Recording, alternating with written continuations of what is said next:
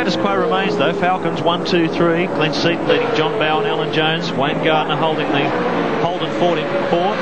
And Tony Longhurst rounds out the 5. Remarkable effort.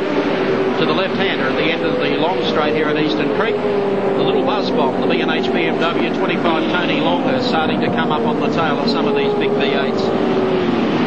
Into turn number 2, there's John Bowe going out of there. Alan Jones, the 35 PJ car, and Wayne Gardner right behind him.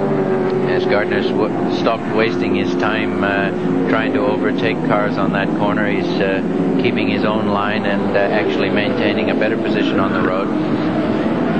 You saw the gap then between our race leader Glenn Seaton back to John Bowe. It was considerable. We take the spoiler cam on the front of Tony Longhurst's car as he comes up on the tail here of Wayne Gardner.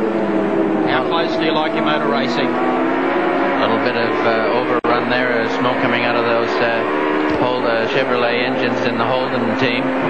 Nothing to worry about. Just when the driver takes his foot off the gas, the oil seeps by the rings and gives it a little bit of a puff out there. One way to tell when he's got his foot on the gas, isn't it? Larry, who they dropped off earlier, is coming back into it again. So Tony trying to set up the right part of the racetrack to have a shot here at Wayne Gardner. I don't think it'll be the straight. He'll nip him in a corner. Here we go. He closed that option off very smartly. And he's trying to get a free toe down the straight and then jump out. But I think Wayne's awake to this. He'll move to the inside. They'll have 4 laps to go as they come across the line. One of the slower cars there separating them, and Colin Bond moving up to lead the 2-litre class at the moment in the Caltex Toyota Corolla. No shortage of horsepower from the Holden Racing Team Commodore. I think Fred Gibson, one of their customers, was speaking in the region of 560, 570 horsepower. Which is pretty phenomenal for an engine with a 10-to-1 compression ratio and 7,500 RPM rev limit. And Longhurst has a look down the inside. He's giving Gardner plenty, and Gardner working very hard. This is extremely hard to drive at this point too. I mean, you can imagine it's all right for us to say back off a little bit, Tony. You might hit that bumper bar, but he's the full bonnet length of the car away from that bumper bar.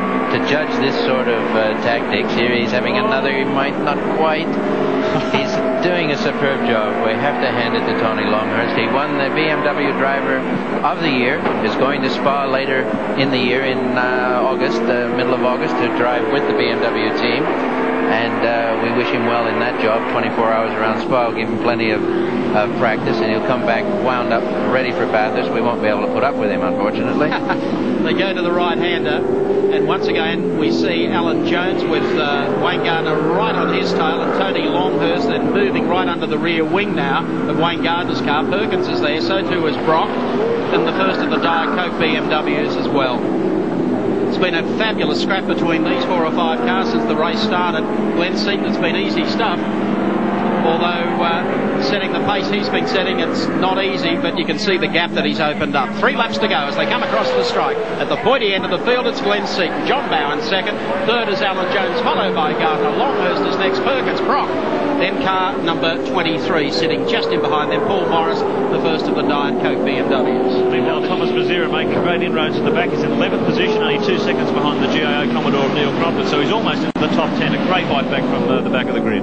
There's Larry running a little bit wide into that left-hander. He didn't like the thought of giving Tony Longhurst a punt in the rear. He went a little bit wide to give himself a little bit more room.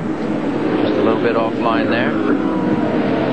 You've got to say this, that if Alan Jones, who has been just a little off Glenn Seaton's pace here at the Creek all weekend, hasn't been able to shake Wayne Gardner. No, he hasn't.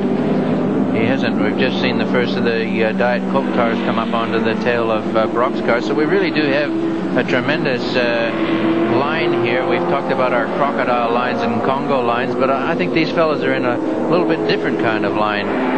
I find it quite interesting. A lot of people say, oh, well, you've got a problem with processional racing. Well, I wouldn't exactly call this a procession. Everyone's earning their spot, and here comes Longhurst up the inside of Wayne Gardner. Gardner gets away from him. Up to the next right hand to see if Gardner pokes the nose of the car. Loose out a little there under horsepower. Well, despite the fact that Gardner's getting a bit taily, those tyres must be in reasonable shape. He's still managing to use most of that V8 front out of the corners. Yes, he's doing that, and Tony got up as far as the back door on that occasion on acceleration, but if he can pull a move like that under brakes, he'll just slingshot by that Commodore so fast. Gardner looking in the rear vision mirror. 2 laps to go as they come across the line. Round Round 6 of the Shell Australian Touring Car Championship. And Thomas Mazzera moves up on the tail of Neil Crompton. I think he's given him about 10 or 14 cars start in the field. And Thomas is hauling the mile. Look at this for horsepower.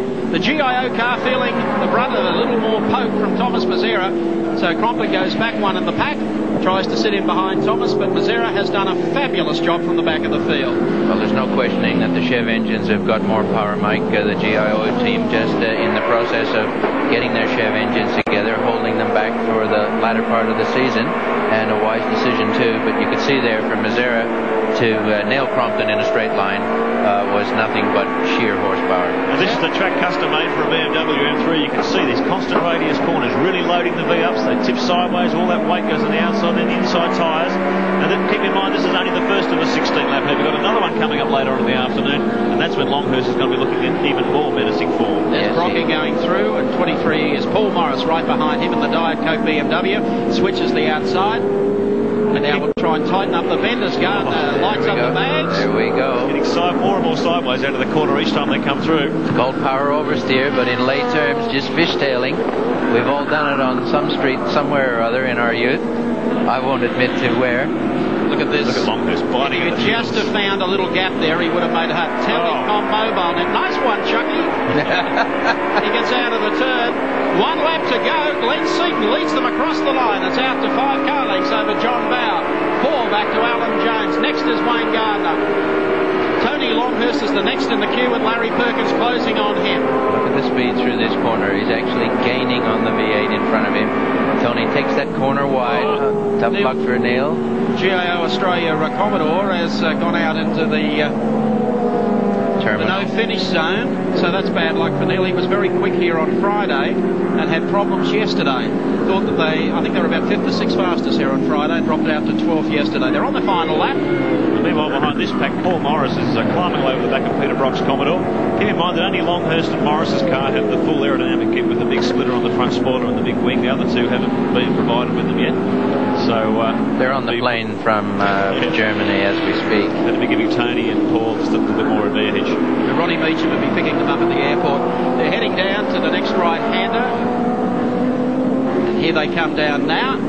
Now this will be the critical corner as they swing around the 180-degree hairpin, because Longhurst has been monstering him here under brakes as he's doing this time. If Wayne gets really sideways here and loses some speed, no, much cleaner exit there, so Wayne's picked up on that opportunity. Wayne's not going to let him in now. No, I don't think so. I think that Holden will still always have that accelerated brake, but it's under brakes where Longhurst can be such a pain. Here's the man that's dominated the Shell Australian Touring Car Championship so far, Glenn Seaton, wrapping up another one, doing it beautifully. And the crowd in the grandstand think this is fabulous. Seaton across the line leads John Bow by 3 car lengths. Alan Jones finishes in 3rd. 4th is Gardner. 5th is Tony Longhurst. 6th would be Larry Perkins, followed by Peter Brock. A fabulous drive to Glenn Seaton. And that was a good race. Seaton, the race winner over John Bow. Alan Jones, 3rd. Wayne Gardner, 4th. And Tony Longhurst, the giant killer, was 5th.